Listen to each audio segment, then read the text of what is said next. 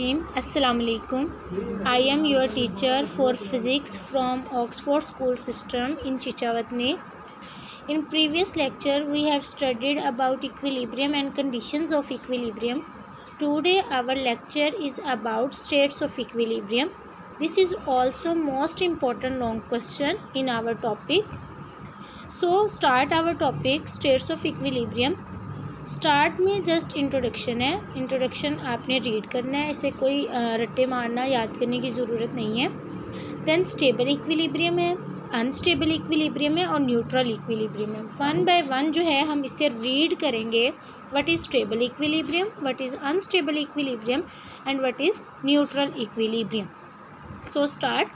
An object is balanced when its center of mass and its point of support lie on the same vertical line. एक object जो है वो balance में होता है, equilibrium state में होता है जब हम उसे क्या करें, वर्टिकल लाइन में सेट कर दें. ठीक है, उसे सपोर्ट दें. The force on each side are balanced, और हर साइड पर जो फोर्स है वो भी क्या होती है, इक्वल होती है. And the object is said to be in equilibrium, और जब फोर्स सेम होगी in all points so the object is said to be equilibrium. तो जस्ट ये इक्विलिब्रियम की डिफाइन है और इसके बारे में हम रीड कर चुके हैं. स्टेबल इक्विलिब्रियम क्या होता है? स्टेबल का मतलब होता है साकन, बैलेंस में होना. A body is said to be in state of stable equilibrium if after a slight tilt it comes back to its original position. अगर हम किसी बॉडी को स्लाइटली ज़रा सा जो है वो टिल्ट करें और जब उसे हम छोड़ें, उस पर फोर्स को रिमूव करें, वो दोबारा से अपनी ओरिजिनल पोजीशन में आ जाए, तो उसे हम क्या कहते हैं, स्टेबल इक्विलिब्रियम कहते हैं. इन शॉर्ट, वो बॉडी जो है अपनी पोजीशन को, अपनी शेप को तब तक चेंज करेगी जब तक हम फोर्स अप्लाई कर रहे हैं, और जैसे ही हम फोर्स को रिमूव करेंगे वो बॉडी जो है ओरिजिनल पोजीशन पे आ जाएगी. ठीक है, तो ये हमारे पास डिफ़ाइन है. उसके बाद जो है आपके सामने एक डायाग्राम बनी हुई है. उस डायाग्राम में बेटा देखें, आपके पास एक कोन है. कोन का जो डाउनवर्ड है उस साइड को स्टेबल साइड है, और ये जो कोन का ये कॉर्नर सा बना हुआ है, इस स्टेट को क्या कहेंगे, ये अनस्टेबल है. अगर हम इसे बिल्कुल इसकी जो है हॉरिजेंटल पोजीशन के थ्रू इसे सेट करें तो ये अपनी स्टेबल कंडीशन में स्टेबल इक्विलिब्रियम होगी. अब इस कोन को मैंने हल्का सा टिल्ट किया है, ठीक है, उसे थोड़ा सा फोल्ड किया है, तो कोन क्या होगी, अपवर्ड होगी. और जैसे मैं अपने फोर्स को रिमूव करूँगी, इसकी टिल्ट को दोबारा से छोड़ दूँगी, तो ये अपनी ओरिजिनल पोजीशन में आ जाएगी.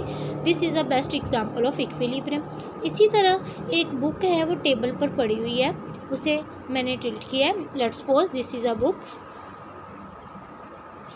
ठीक है, इस बुक को मैंने इस तरह फोर्स दी है, तो ये क्या हो गया, टिल्ट हो गया. और जैसे मैंने अपने हैंड से इस फोर्स को रिमूव किया है, तो ये दोबारा से अपनी ओरिजिनल पोजीशन में आ जाएगी. This is also a example of a stable equilibrium.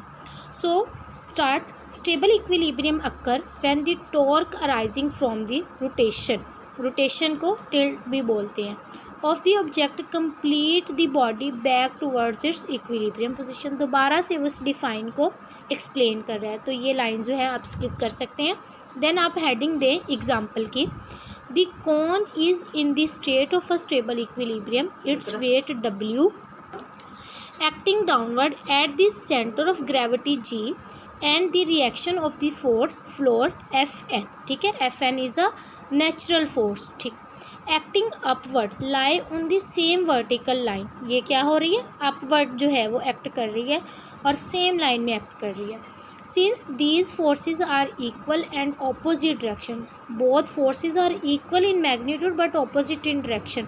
Equilibrium conditions में हमने ऑलवेज स्टडी किया है, फोर्सेस जो हैं वो इक्वल इन मैग्नीट्यूड होती हैं, ऑपोजिट डायरेक्शन होती है, इसीलिए फोर्स जो है वो क्या होती है, ज़ीरो होती है. रिजल्टेंट फोर्स भी और उसका टॉर्क भी ज़ीरो होता है.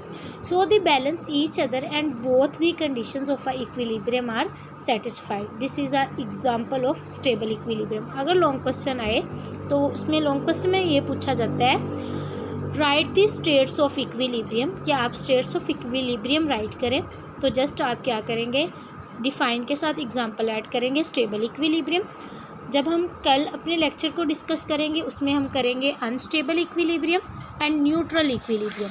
ठीक है, तो आपने इसमें भी एग्जाम्पल और डिफ़ाइन को ऐड कर देना है, और इस तरह आपका लॉन्ग क्वेश्चन जो है 6 मार्क्स का अटैम्प्ट हो जाएगा इजीली। ओके जी, अल्लाह हाफिज़, अपना बहुत ज़्यादा ख्याल रखिएगा। Stay home and stay blessed. अल्लाह हाफिज़।